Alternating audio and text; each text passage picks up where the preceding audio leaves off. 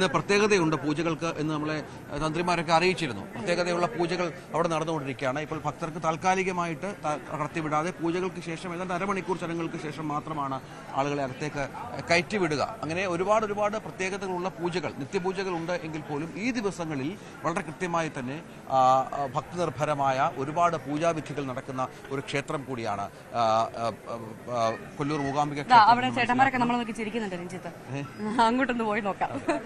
ചേട്ടാ എവിടുന്നാ വരുന്നേ? എല്ലാരും ഒരുമിച്ചാണോ?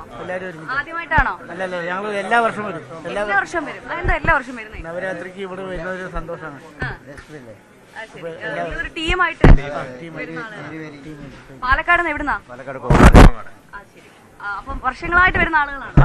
അവിടെ എല്ലാവരും നോക്കുന്നുണ്ട്. നിങ്ങളൊക്കെ ഈ കൂട്ടത്തിലുള്ളയാണോ? അതെ അതെ. നിങ്ങൾ കൂട്ടായ്മയാണോ അല്ലെങ്കിൽ സുഹൃത്തുക്കളാണോ? സൗഹൃദ കൂട്ടായ്മയാണ്. അങ്ങനെ ഒരുമിച്ച് വരുവാണ്. ഓക്കെ, നടക്കട്ടെ. അപ്പൊ ഒരു പാലക്കാടൻ ടീംസാണ്. ഞങ്ങൾ തിരുവനന്തപുരത്താണ്. പാലക്കാട് ആളുകളാണ് ഒരുമിച്ച്. ഭൂരിഭാഗവും മലയാളികളാണ്. മലയാളികൾ നമ്മൾ സംസാരിക്കുന്ന എല്ലാവരും ഏതാണ്ട് 80% ആളുകളും മലയാളികളാണ്. മലയാളികളുടെ ഒരു ക്ഷേത്രമായി മാറിയതിനും ഇന്നലെ പറഞ്ഞു ശങ്കരാചാര്യരുമായി അതിനൊരുപാട് ബന്ധമുണ്ട് അല്ലെ?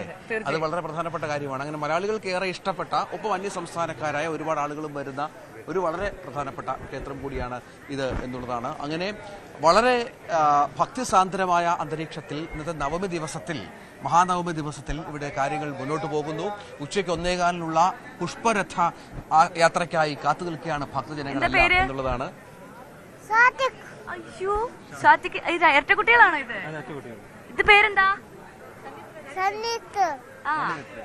എത്രയിലാ? 1ാം ക്ലാസ്സിലാണോ? എത്രയിലാ പഠിക്കുന്നത്? പ്രീ കെ ജിയിലാണോ? ഇന്ന് പ്രീ കെ ജി പോവണ്ടേ? പോണോ? ഇന്നില്ലല്ലോ, അവധിയല്ലേ? എന്താണ് വിശേഷം? പറ. എവിടുന്നാ വരുന്നത്? കാസർഗോഡ്. നല്ല വിശേഷമാണോ? സുഖമാണോ? ഇവിടെയാണ്. ശരി. അപ്പൊ അതിനുശേഷം പിന്നെ ഇന്ന് വരികയാണ്. അതെല്ലാ വർഷം വരുമോ? അല്ല, ആദ്യമായിട്ട് വരിക. വിദ്യാരംഭത്തിന് വേണ്ടി വന്നതാണ്. അപ്പൊ ഇവിടെ തന്നെ വിദ്യാരംഭം നടത്തണം എന്നുള്ളതായിരുന്നു വലിയ ആഗ്രഹമായിരുന്നു. മൂകാംബിക ക്ഷേത്രത്തെ അമ്മേനൊപ്പം ഇതൊരു വിദ്യാരംഭം ചെയ്യണമെന്ന് ഒരു വലിയൊരു ആഗ്രഹമായിരുന്നു. ഇതിന് സാധിച്ചാൽ വളരെ സന്തോഷമുണ്ട്. അത് മനസ്സിൽ ആഗ്രഹിച്ചാൽ മാത്രം പോരാ, അമ്മ വിചാരിക്കാൻ വേണം. അമ്മ വിചാരിക്കാൻ വേണം. നമ്മളെ കൊണ്ടുവരണം, അമ്മ വിചാരിക്കണം. അതാണ്. കുറേ സമയമായി. ആക്ച്വലി ഒരു കൊല്ലം കൊണ്ട് ഞാൻ ആലോചിക്കുക. പക്ഷെ ഇന്നാണ് തീർച്ചയായിട്ടും ഒരു അമ്മ അനുഗ്രഹിച്ചതും സാധിച്ചു. ഇന്നാണ്. ആശംസകളും അനുഗ്രഹങ്ങളും കിട്ടട്ടെ അമ്മയുടെ. അവിടെ സന്തോഷമുണ്ട്. പട്ടുപാവാടയൊക്കെ എടുത്തൊരു കുട്ടി താരമുണ്ട്. Hello, hi hi. ഷേക്കൻ. പേരെന്താ? അവിഷ. സുന്ദരിയാണല്ലോ. എഴുത്തിനിരുത്താൻ വേണ്ടി വന്നതാണോ? ശരി. നാളെ അല്ലേ? പിന്നെ ഇന്ന് എഴുത്തിനിരുത്തിയോ? അങ്ങനെ ചെയ്യൂ? ഇന്ന ദിവസം ചെയ്യോ? ഇന്നും ചെയ്തു. ഇന്ന് നവരാത്രി അല്ലേ, അതുകൊണ്ട് എഴുത്തിനിരുത്താൻ വേണ്ടി വന്നതാണ്. സാധാരണ നാളെ വിജയദശമി ദിവസം അല്ലേ എഴുത്തിനിരുത്താറ്? ഞങ്ങള് ഇന്ന് വന്നു. ഇവിടെ പിന്നെ അങ്ങനെ ഇല്ലല്ലോ. ഇവിടെ എല്ലാ ദിവസവും എഴുത്തിനിരുത്താലോ. അതുകൊണ്ട് ഇന്ന് തിരിച്ചു പോവോ? ഇന്ന് പോകുന്നുണ്ട്. എല്ലാം ഭംഗിയായി നടന്നല്ലേ? എല്ലാം ഭംഗിയായി നടന്നു. വലിയ ആഗ്രഹമായിരുന്നു അല്ലേ ഇവിടെ തന്നെ? ഇവിടുത്തെ ഫസ്റ്റ് ആദ്യത്തെ ഞങ്ങൾ വന്നതാ. ബംഗളൂരിൽ നിന്ന് വന്നത് ഞങ്ങളാ. ഓക്കെ. അപ്പം ഇവിടെ നമ്മൾ പറഞ്ഞതുപോലെ ഇവിടുത്തെ ഒരു പ്രത്യേകത എന്ന് പറയുന്നത് ഇവിടെ എല്ലാ ദിവസവും, ഇന്നലെ നമ്മളോട് അധികം സംസാരിച്ചു, ഇവിടെ എല്ലാ ദിവസവും നവരാത്രിയാണ്. അപ്പം കൊല്ലം. ശരി. എല്ലാ വർഷവും വരുന്ന ആളാണോ? 9 കൊല്ലം കൊണ്ട് വരുന്നുണ്ട്. കഴിഞ്ഞ മാസവും വന്നു പോയത്. ഇത്തവണ എന്തെങ്കിലും കാര്യമായ പ്രത്യേകതകൾ തോന്നുന്നുണ്ടോ? ഒരുപാട് കാര്യം നല്ല അമ്മ ചെയ്യുന്നുണ്ട്. എല്ലാ കാര്യങ്ങളും നമ്മൾ ആഗ്രഹിക്കുന്ന എല്ലാം തരുന്നുണ്ട്. ഫാമിലി ആയിട്ടാണോ അതോ? ഇല്ല, ഞങ്ങളിപ്പോൾ സുഹൃത്തുക്കളായിട്ട് ഫാമിലിയായിട്ട് കഴിഞ്ഞ ആഴ്ച വന്നായിരുന്നു. എല്ലാ വർഷത്തിൽ 2 വട്ടം വരും അല്ലേ? 2 വട്ടം വരും. അങ്ങനെ ഒരു എപ്പോഴും വരണമെന്നൊരു ആഗ്രഹം തോന്നുന്നു. പെട്ടെന്ന് ഒരു വിളി പോലെ വരും. അപ്പോൾ അങ്ങ് പുറപ്പെടും, കണ്ട് മടങ്ങി സന്തോഷത്തോടെ മടങ്ങും. അതാണ്. ഇപ്പം 4 ദിവസമായി വന്നിട്ട്. ഇത് കഴിഞ്ഞേ പോകത്തുള്ളൂ. രഥഘോഷയാത്ര കഴിഞ്ഞേ പോകുള്ളൂ. നാളെ പോകുള്ളൂ. നാളെ. താമസമൊക്കെ എങ്ങനെയുണ്ട്? താമസം കുഴപ്പമില്ല. ഇപ്പം തന്നെ നല്ല കൂടുതലാണെന്ന് തോന്നുന്നു. കാര്യമായ തിരക്ക്. റൂമിന് തന്നെ 5000 ദിവസം. എന്നാലും അമ്മ അതിനുവേണ്ടി എല്ലാം തരുന്നുണ്ട്. നല്ലൊരു കാര്യം ചെയ്യുന്നുണ്ട്. നമുക്ക് നേരത്തെ സന്തോഷം. നേരത്തെ പറഞ്ഞതുപോലെ എല്ലാ വർഷവും വിദ്യാരംഭം നടക്കുന്ന ഒരു എല്ലാ ദിവസവും കുട്ടികളെ എഴുത്തി നിർത്തുന്ന ഒരു അമ്പലം കൂടിയാണ് മൂകാംബിക ദേവീ ക്ഷേത്രം എന്നുള്ളതാണ്. ഇനിയിപ്പോൾ ഇന്നും ഇതുമായി ബന്ധപ്പെട്ട ചടങ്ങുകൾ ഇവിടെ പുരോഗമിക്കുന്നുണ്ട്. ഒരുപാട് കുട്ടികൾ അത് പൂജാരിയുടെ മുൻപിൽ ഇരുന്ന് ചടങ്ങുകൾ അതിന് ഭാഗമാകുന്നത് നമുക്ക് ദൃശ്യങ്ങളിൽ വളരെ കൃത്യമായി തന്നെ സാധാരണ രഞ്ജിത്ത് ഇവിടെ സാധാരണ നമ്മൾ കണ്ടുവരുന്നത് 3 വയസ്സുള്ള കുഞ്ഞുങ്ങൾക്കാണ് ആദ്യമായിട്ട് അക്ഷരം കുറിക്കുക. പക്ഷെ ഇവിടെ കണ്ടോ, ഇവിടെ എല്ലാവർക്കും അക്ഷരം കുറിക്കാം, നമുക്കും അക്ഷരം എഴുതാം എന്നുള്ളതാണ്. അമ്മയുടെ മുന്നിൽ ഇവിടെ എല്ലാ ദിവസവും നമ്മൾ പറഞ്ഞത് എല്ലാ ദിവസവും നവരാത്രിയാണ്.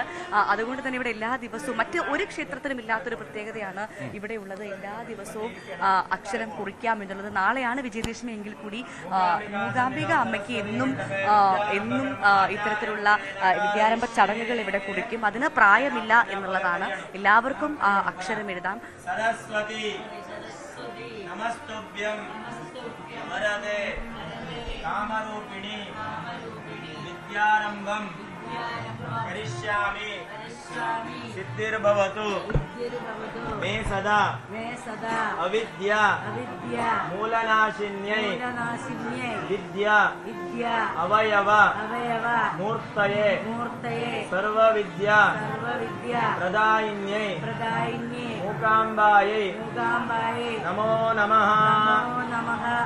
ഇത് കയ്യിൽ പിടിക്കണം. മഞ്ചലെല്ലാം കുട്ടികളെ കയ്യിൽ കൊടുത്തോളൂ. ഞാൻ പറഞ്ഞ പോലെ എഴുതിക്കണം. ഇല്ലാണ്ട് കൈ പിടിച്ചിട്ട് എഴുതിക്കണം. ഓം ഹരിശ്രീ ഗണപതയേ നമഃ. ഓം ഹരിശ്രീ ഗണപതയേ നമഃ. ഓം ഹരിശ്രീ ഗണപതയേ നമഃ.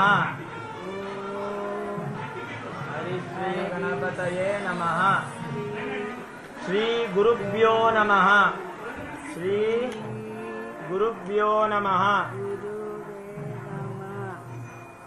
गुरुभ्यो नमः. आ आ इ ई उ आ आ इ ई उ 1 2 3 4 5 നമ്പർ 1 2 3 4 5. അങ്ങനെയാണ് നമ്മൾ ഇവിടെ കാണുന്നത്. കുഞ്ഞുങ്ങൾ അതിന് പ്രായമില്ല എന്നുള്ളതാണ്. ക്ഷേത്രങ്ങളുടെ പ്രത്യേകത ഇത് തന്നെയാണ്. മൂകാംബിക ക്ഷേത്രത്തിന്റെ പ്രത്യേകത തന്നെയാണ്. ഏത് പ്രായത്തിലുള്ളവർക്കും ഇവിടെ വന്ന് ഹരിശ്രീ കുറിച്ചു മടങ്ങാം. അത് എല്ലാ വർഷവും എല്ലാ ദിവസവും ഹരിശ്രീ കുറിച്ചു മടങ്ങാം. എവിടെയുമില്ല. നാളെ വിജയദശമി ദിവസം നാളെയാണ് എങ്കിൽ പോലും ഇന്നും സവിശേഷമായ ഇത്തരം ചടങ്ങുകൾ ഇവിടെ നടക്കുന്നു എന്നുള്ളത് കൂടി ഏറ്റവും പ്രധാനപ്പെട്ട ഒരു പ്രത്യേകതയാണ്. അതിപ്പോൾ ഇവിടെ വന്ന് ഈ മണ്ണിലിരുന്ന് അരിയിൽ മഞ്ഞൾ കൊണ്ട് അക്ഷരം കുറിക്കുക എന്ന് പറയുന്നത് അത്രത്തോളം പുണ്യമായി, അത്രത്തോളം ജീവിത സൗഹൃദമായി എല്ലാവരും കാണുന്ന ഒരു സാഹചര്യം കൂടിയുണ്ട്. ക്ഷേത്രം മുഴുവൻ പുഷ്പാലങ്കൃതമാക്കുകയാണ്.